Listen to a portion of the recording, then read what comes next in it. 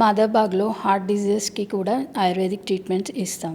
Heart blocks కానీ, heart diseases కానీ, coronary artery blockages కానీ, ఇప్పుడు బైపాస్, యాంజియోప్లాస్టీ ఇవేవి లేకుండా హార్ట్ డిజీజెస్ని ట్రీట్ చేసే ఏకైక ఆయుర్వేదిక్ హాస్పిటల్ మాదాబాగ్. మేము మీ హార్ట్ డిజీజెస్ని డయాగ్నోస్ చేయడానికి వివిధ మోడర్న్ టెక్నిక్స్ యూజ్ చేస్తాము.